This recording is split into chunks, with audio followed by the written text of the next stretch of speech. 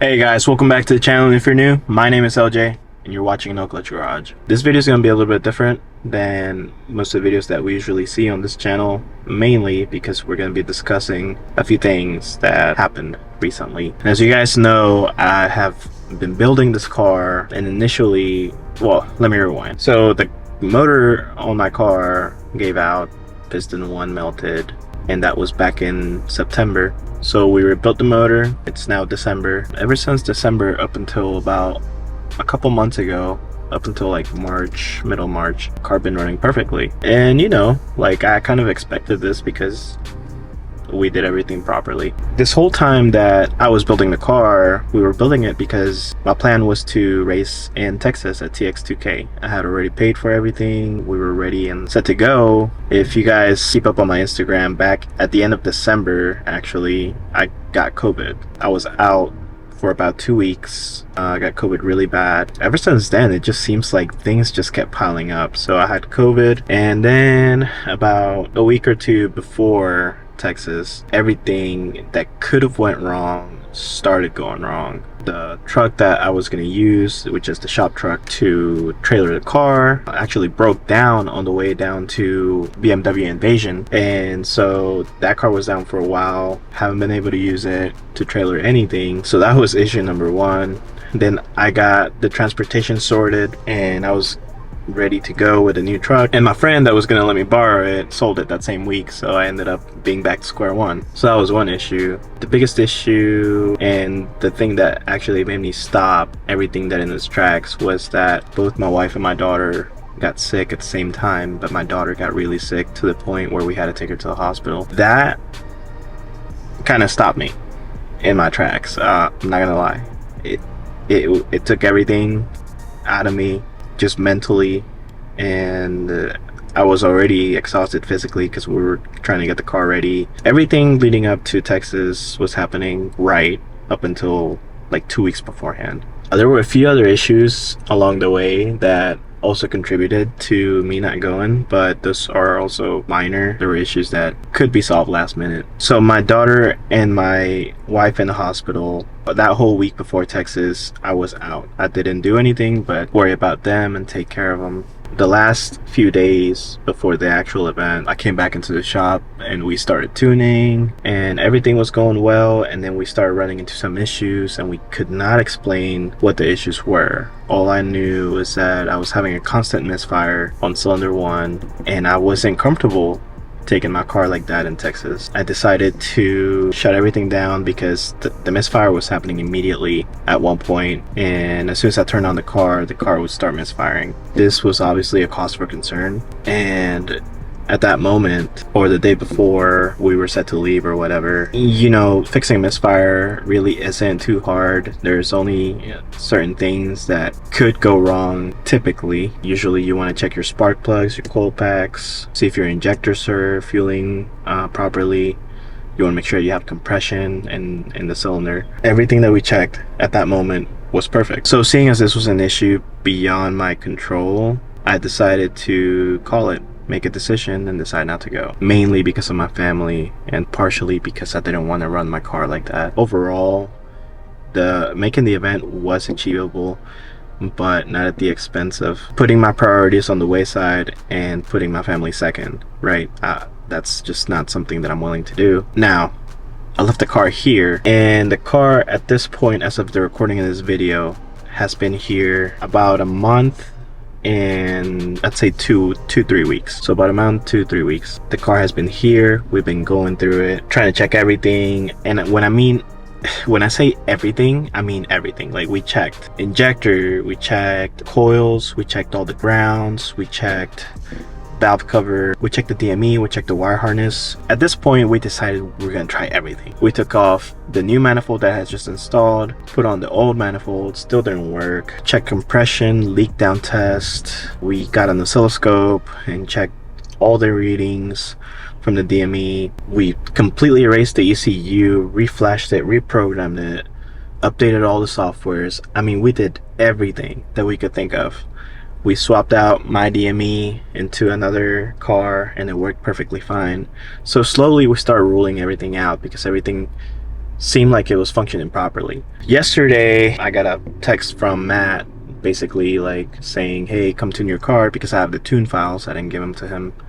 So he's like, come tune your car. When we start it back up, I wanted to be on the tune that it's supposed to be running on. Because of that, I came to the shop and I came in here, flashed my car real quick, and I asked Matt, I was like, hey, is that all you want me to do? Like, I'm willing to help. At this whole time, by the way, I'm also working on the car, but it's such a big thing that like I basically left it up to Matt to figure out, because I was out of ideas. Like, I'm not a mechanic by trade, although I know a pretty good bit of how things work. Some things are just beyond my control, and I'm willing to admit that, and beyond my knowledge. He said, you know, at this point, if you want to take off the valve cover or the intake manifold, you know, you can do that. You know, that'll help speed things up a little bit, because we want to give the head one last look before we decide to take the head off and switch it out. So I was like, okay. Went and took off the manifold. I was gonna reinstall the upgraded one, but decided not to, so I left it off. And then I took the valve cover off, and as soon as I took the valve cover off, the guys came over and we started looking at the head. And there was like 3 of us there just looking at everything intently.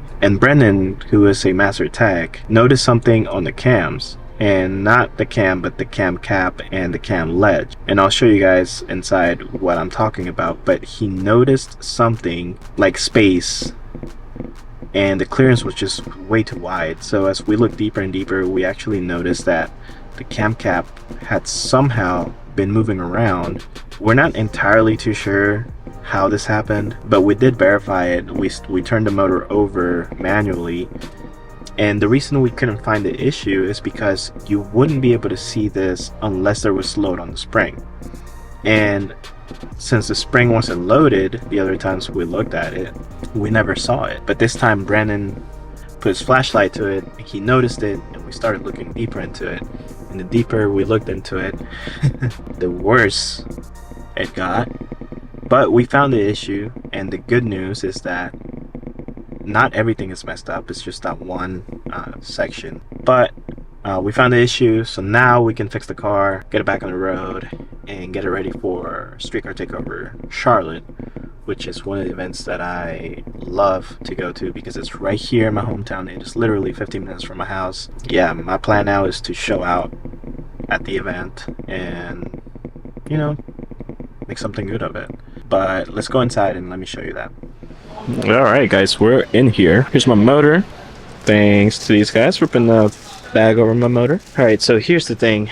We already messed with it, so you might not be able to see what we were trying to show you, but I'm gonna show you what's going on here. I'm sure this is gonna trip some of you guys out.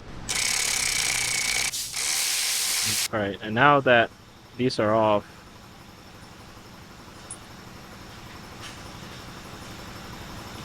you can see how scored that is. And this is, somebody said it might have been from oil starvation and something like that, and like, yes, I can see how one may think that, but honestly, it doesn't look that way. And the thing is, like, unless the springs were loaded, we would have never been able to see this, because I don't know if you can see here, but it looks like this cap had been doing some of this and rubbing some of this stuff out. So definitely something came loose. One of these bolts looked a little bit bent, nothing major, but it's just like, oh, this one actually, I don't know if you can see the bend on it, but as I turn it, it's a little bit bent, right? So now what we have to do is we're gonna just go ahead and replace all of the intake side of things and get this car ready to be back on the road. There's actually a pretty good amount of space on that bottom part. That's basically what started us going down this rabbit hole and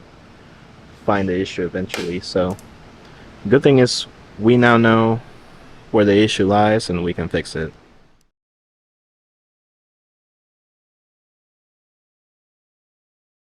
Right now I'm on my way to the powder coating place that I like to take my parts to.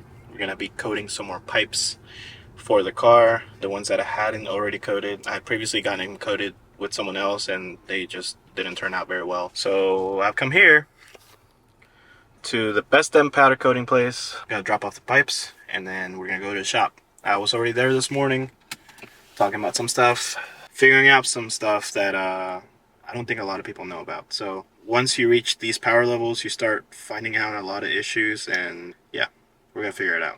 So I have left all my parts there. If you guys have been keeping up with my videos, then you guys already know what color I'm going with. I'm going with that anodized red that I had done on my intake manifold and my catch can.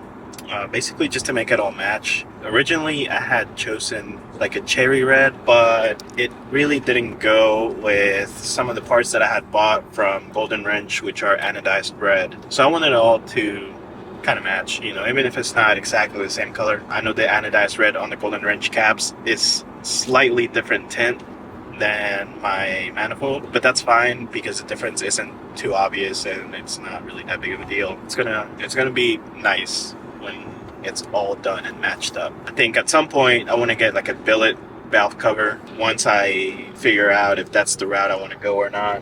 We just discovered some things about BMW and the way they did a few things on the B58. It seems like there were some revisions done on the head later that could potentially have made it stronger and could potentially have prevented this issue. So we're looking into that. If our suspicions are correct, then we know what we need to do to fix the issue. Otherwise, you know, we got to work with what we got. I'm confident that we have a solution. If we don't have anything else, at least we know the problem. So there's that, but we're gonna keep working at it. This car should be up pretty soon. I would guess from the making of this video, or I guess from the filming of this video, it should be up in just a matter of weeks. Right now it's the middle of May, so we need to be up by June, earlier than June actually. Probably by the end of the month would be ideal.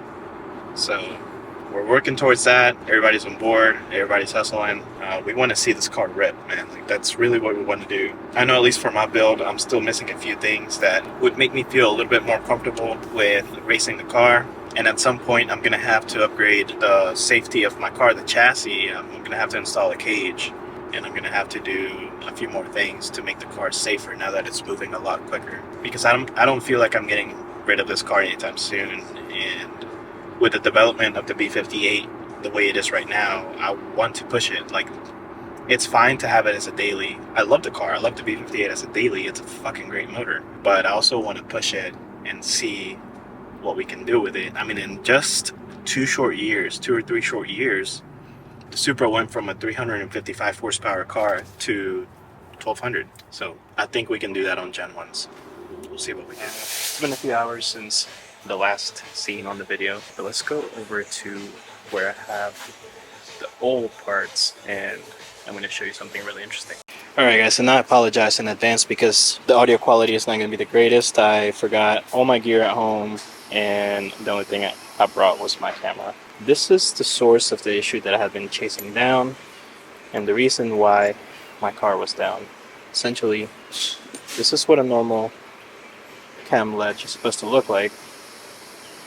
Yeah, basically your cam rests here and then your eccentric shaft rests at the bottom. Then you have your Valvetronic system kind of mounted on this side. Well, this is what I pulled out and I'm going to include a video that demonstrates exactly what this looks like, but yeah, this came apart. And it came apart right at the oil galley, which is interesting, but it's also more interesting because this is an issue that is being documented right now. Now, what do I mean by being documented right now? What I mean is that this is an issue that has been popping up at certain shops, and some of these issues are starting to pop up in high horsepower cars. I don't want to alarm anybody. This does seem like it is a weakness for this motor. Maybe too early to tell, but one of the common denominators is that it is a high horsepower build. We don't know if higher RPMs, like going over 7,000, is the cause of that. We don't know if stiffer springs is the cause of that. It could very well be, but the only reason why we still have some doubts is because there has also been a stock unopened motor that had an issue similar to this. Is it common? No, I don't think it's common. I think for high horsepower cars though, it's something to look out for. I don't have all the information right now. I don't even want to scare you guys with this because this is just something that we're still researching. This just happened to happen to me. I already knew about the issue. I knew the people that were kind of looking into the issue, and now I'm looped in with them. And we're gonna see if we can develop some parts or something, some sort of solution for this, right? In any case, that's what kept me down for so long and prevented me from going to Texas, at least on the car side of things. But at least now we know what the issue was, and we can fix it. Almost done fixing it, and then we should be ready to start it up, and we should be good to go. So let me catch you guys. Do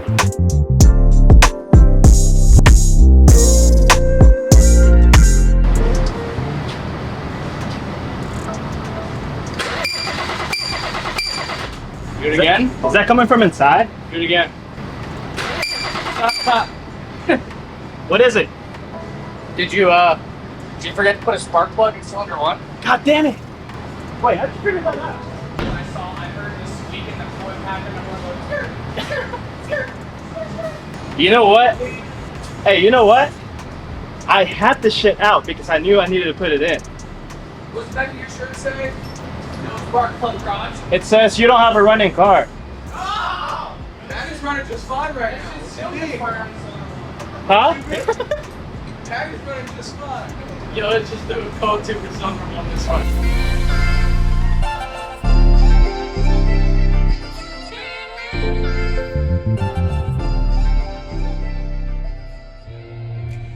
There she is, guys. She's outside. She's finally running. It's been so crazy during the recording of this video. I honestly do not know what I have recorded, what I haven't. I mean, obviously the motor's all buttoned up now, so I can't go back in it. But the car's running, and honestly guys, I'm ready to drive it. She's back.